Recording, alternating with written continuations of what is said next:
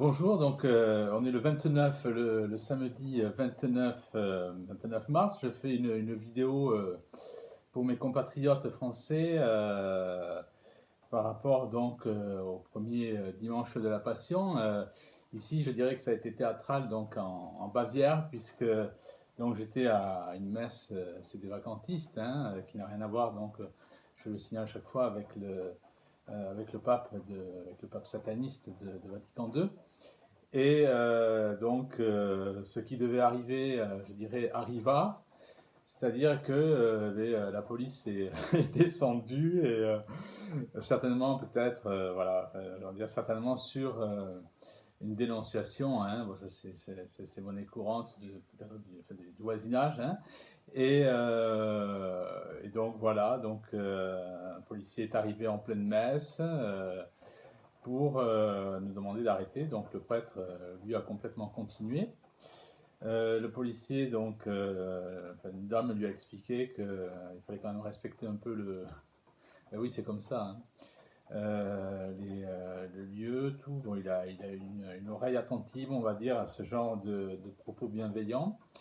Et il est sorti rejoindre ses amis, on va dire, ou ses collègues.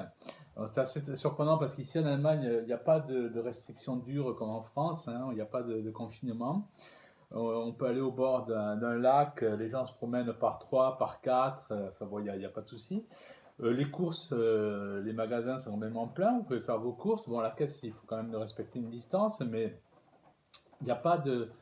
Il y a, il y a un sentiment, oui, effectivement, de paranoïa, de peur, hein, effectivement, d'hystérie par rapport à ce truc auquel je ne crois absolument pas, qu'on appelle enfin bon, le coronavirus, là. Moi, j'ai toujours dit, hein, moi, je pense que c'est la 5G qui est derrière, je ne crois absolument pas à ça. La grippe a tué 14 000 personnes cet hiver, et bon, enfin, bon, on est. Voilà, en fait, c'est Satan qui dirige, les conséquences en sont là. Donc le policier, lui, est sorti, on a eu un prêtre complètement extraordinaire, un prêtre qui en a, je dirais, et bon, mais qui expliquait que voilà, il fallait, qu'on n'avait pas marre de suivre les ordres de Merkel, enfin voilà, le genre de propos qu'il y a eu.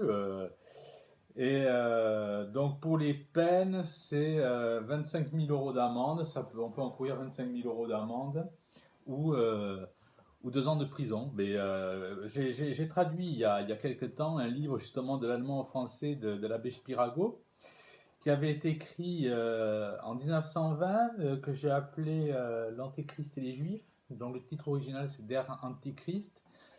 Et ben, il explique qu'à la fin des temps, il y aurait toujours, effectivement, ce serait un don du ciel, hein, un don de Dieu, qu'il y aurait toujours la messe, mais que la messe serait cachée, qu'il y aurait des martyrs, et que ça serait comme ça que Dieu éprouverait en fait eh bien, ceux qu'il éprouverait son peuple, tout simplement. Hein, Et là, j'ai en mémoire ce genre d'attitude où les gens ben, ont la messe à côté de chez eux, je parle de la messe traditionnelle, et ils n'y vont pas, ils n'y allaient pas avant. Alors que la messe, c'est un mystère, hein, c'est le plus grand trésor. Et oui, et malgré tout, maintenant vous avez des gens qui sont catholiques et qui sont prêts à prendre tous les risques avec des prêtres, hein, c'est exactement la même chose, qui prennent tous les risques pour ne pas déserter, pour ne pas déserter l'hôtel. Voilà. Padre Pio disait, pour montrer l'importance de la messe, il disait, Padre Pio qui n'a jamais dit de messe moderne, hein, pas plus que le pape Jean-Paul II ne l'a jamais visité, ça sont les mensonges de Vatican II, mais enfin, passons dessus. Padre Pio disait que la terre pouvait se passer d'une journée de soleil, mais elle ne pouvait pas se passer d'une journée ou pour une journée de la Sainte Messe. Donc c'est dire l'importance qu'a la Sainte Messe, hein, sur, on va dire, le monde du visible, mais le monde de l'invisible qui dirige tout, hein, c'est-à-dire que toutes les lois de la nature, les anges, participent à ce miracle de la messe. Ce que les gens d'aujourd'hui, bon, enfin, ça sert à rien d'épiloguer là-dessus, Mais la messe est quelque chose donc, c'est véritablement un miracle, celui de notre Seigneur, donc qui se donne hein, sous forme d'hostie. Donc on connaît les miracles eucharistiques et malgré ça, donc, notre monde est aveugle hein, par rapport à tout ça. C'est pour ça que la messe est très importante et il ne faut pas, en son âme et conscience, se priver de la messe. C'est notre nourriture. Et je dirais que là, pour l'instant, avec ce qui se passe, il ne faut pas avoir peur. La peur, c'est le. J'ai plusieurs personnes qui m'écrivent comme ça sur Internet, quelque chose que je dois faire, etc. Vous imaginez, enfin bon, je prends ça comme une responsabilité, mais il ne faut pas avoir peur. La peur, c'est l'œuvre de Satan. Dieu sera toujours avec nous. Et puis vous savez, il y a des miracles hein, qui se passent toujours, donc il ne faut jamais imaginer le pire. Moi, j'ai le plus grand bonheur de dire voilà, au Christ, voilà, mon Seigneur, je t'aime, et de dire la même chose à la Sainte Vierge, ma Sainte Mère, je t'aime, et je ne regrette pas les risques que j'ai pris ce matin, et s'il faut aller en prison, c'est pas. J'ai déjà eu des problèmes, je ne suis pas le style de personne enfin bon, à mettre ça à l'avant, parce que tout le monde a des soucis par rapport à ces revendications, mais il ne faut pas avoir peur, et il faut dire au Christ qu'on l'aime, lui prouver, et il fera le nécessaire. Il y a eu des miracles dans l'Église hein, pour montrer véritablement la force de notre Seigneur. C'est le cas avec Mélanie Calva, c'était en 1846. Donc elle était on va dire, la seconde par son importance, hein, seconde apparition de la Sainte Vierge en France. C'était en 1846, le 19 septembre. C'était à la Salette, donc 12 ans avant Lourdes. Et donc elle dit que le Vatican, ou moins Rome, puisque le Vatican n'existe pas encore, Rome sera le siège de l'Antéchrist. Et donc elle a eu affaire, là c'était tous les prêtres, beaucoup de prêtres, ça n'a pas changé, hein, vous voyez, qui se sont opposés à elle. Et je me souviens de Monseigneur Java qui est mort d'un accident de train. Le Monseigneur, enfin, l'évêque de Grenoble, qui lui a fini complètement fou, enfin bon, en faisant des choses, bon, il faisait des pâtés avec ses excréments, pour dire des choses comme ça. Et il y a eu plusieurs prêtres qui l'ont exilé, ont refusé ses propos, l'ont humilié véritablement. Hein. Et tous les prêtres sont morts, donc, et dans les premiers instants de leur mort, sentaient très mauvais, comme Paul VI. Sentaient très mauvais, on noircit, on appelait ça les prêtres nègres. On a la même chose avec Jeanne d'Arc, hein, c'est le cardinal Pie qui avait instruit donc son procès en béatification, où les 6 prêtres qui l'ont condamné à mort sont morts de mort violente dans le courant de l'année. Donc on voit bien la force du Seigneur, et puis on a tous, hein, je dirais, à titre individuel, quand on est pratiquant, connaissance de la force du Seigneur qui est là pour nous fortifier. Donc, tout ce qui se passe, moi je m'adresse à tous les chrétiens, et même aux gens qui ne sont pas chrétiens, parce que on sait que la venue de l'Antéchrist va annuler tous les cultes, hein, même si je dis toujours de manière très forte, voilà, comme je le prouve ce matin, hein, je n'ai pas reculé sur... bon, je n'étais pas seul, bien sûr, mais sur la communion, hein, sur la messe. Mais il y a des gens qui ne sont pas catholiques, qui ne sont pas chrétiens même, et qui ont un désir de foi qui est très fort, et ça se respecte, parce que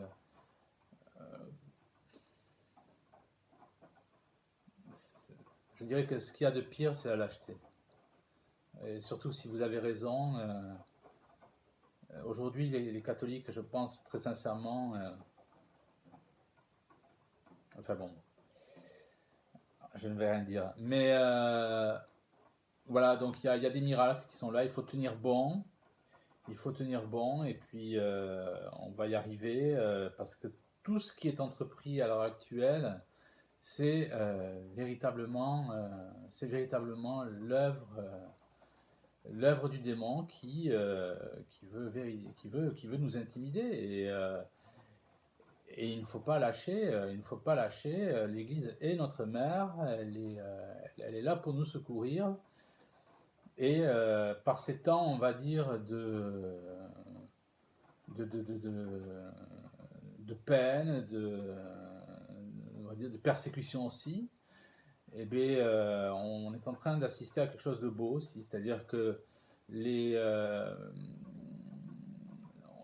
on découvre en fait des gens qui ne sont pas, enfin moi c'est le cas pour moi, c'est-à-dire des gens qui ne sont pas catholiques et qui mènent un combat avec une honnêteté qui est celle véritablement d'un disciple du Christ. Hein. Donc ce sont des gens s'ils continuent à avoir cette franchise, cette honnêteté, bien entendu, qui vont devenir un jour chrétiens et j'espère catholiques. Là, j'ai dans l'idée là tout à fait récemment donc l'Église de Pologne qui a refusé de fermer ses portes, mais c'est aussi en Louisiane, c'est un pasteur qui a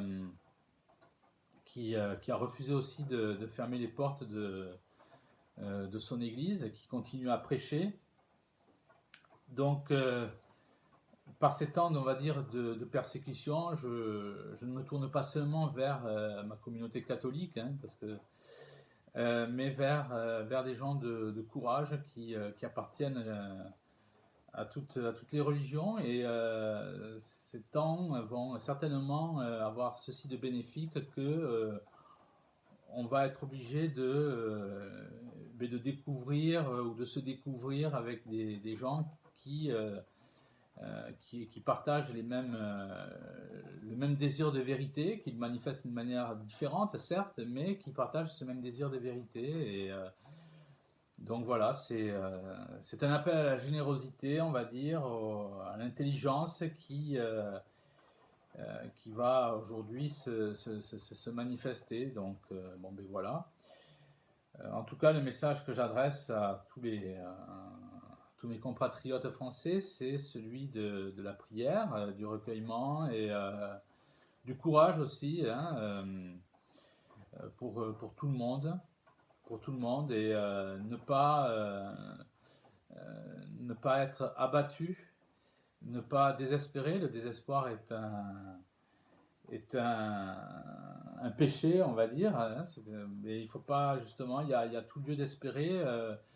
Je le répète, le démon, hein, quitte à être lourd, mais il faut bien le comprendre, le démon joue ce jeu du désespoir, mais le bon Dieu est toujours vainqueur, donc il n'y a aucun souci à se faire. Il faut essayer de ne pas voir les choses avec l'intelligence humaine, mais voir les choses avec une intelligence surnaturelle et être convaincu qu'un jour beaucoup de choses vont s'améliorer. Je prenais le cas bon, ben voilà, de Mélanie Calva, j'ai pris le cas de Jeanne d'Arc et on peut aussi prendre le cas de Clovis, hein, quand il s'est converti, le chef des Alamans est mort subitement avec ses lieutenants autour. C'est un cas comme ça qui me vient à l'esprit. Donc là, j'ai appris la mort du ministre Devedjian, hein, aujourd'hui, par le coronavirus. Et voilà, donc il y a beaucoup de choses qui vont, je pense, se passer. Je pense qu'on peut prier. Là, c'est un appel très sérieux que je lance.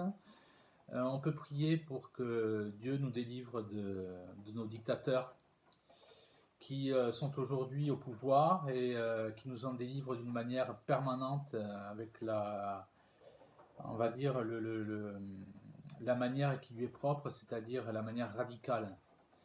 Voilà une chose qu'on peut faire. Hein. On peut essayer de se rapprocher de Dieu et de demander au Seigneur de nous débarrasser de la pègre malfaisante qui nous gouverne, de la manière, je le dis bien, de la manière qui va le plus à notre Seigneur, c'est-à-dire la manière la plus radicale. Et je suis convaincu que en priant, en demandant cela à la Sainte Vierge, en faisant part de notre douleur de Français catholiques, d'avoir des gens qui ne nous représentent pas, au contraire qui sont là pour nous avilir, pour nous rendre à l'état d'esclaves, pour enfin bon, être, comme le disait Sainte Marie Jeannet, des démons incarnés. Donc il faut que ces démons incarnés disparaissent. Et il faut que les forces surnaturelles, les forces de la très sainte Église, opèrent. Et pour ce faire, il faut demander cela à des saints comme Saint Charbel, qui est un saint très fort. Demander à Sainte Jeanne d'Arc, qui est quand même la patronne de la France avec la Sainte Vierge. Demander à ces deux femmes, si je puis dire, prier Sainte Jeanne d'Arc et la Sainte Vierge pour qu'elle nous délivre des dictateurs qui nous oppressent dans ce pays et de la manière la plus radicale. Voilà, ça c'est le souhait que je fais. On peut faire individuellement cette prière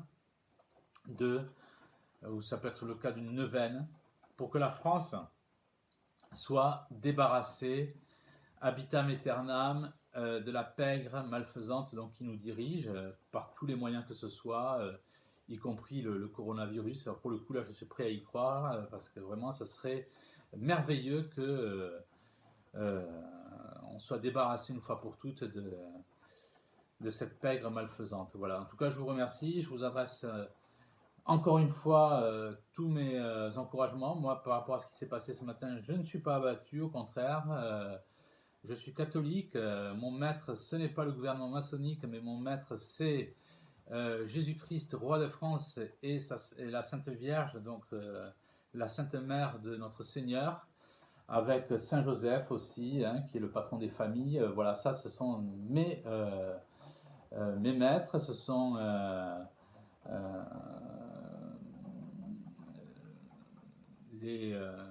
voilà, c'est ma raison de vivre, on va dire. Mais non, surtout pas l'état maçonnique. Je dois des comptes à mon Seigneur, à notre Seigneur. Et c'est comme ça donc qu'on doit agir, ne pas être abattu, je le répète, et une fois encore, prier. Et je vous souhaite véritablement tous mes encouragements, et on va être étonné de la suite, parce que j'ai quelques idées là-dessus. On va, je pense, avoir des années de bonheur qui vont arriver. Donc ne vous découragez pas, tenez bon, et les plus belles surprises sont à venir. Vraiment, vous pouvez me faire confiance, je vous le dis. Le soleil n'est pas loin, et on va pouvoir, mais voilà, il y a des choses à faire avant. Il va falloir, on dit en allemand ausmisten, ça veut dire enlever le fumier, voilà, hein, il va falloir enlever le fumier. Et après, on va respirer, ça va être merveilleux ces temps-là. Voilà. Je vous remercie, bon courage, ne désespérez pas, on va y arriver. Merci beaucoup.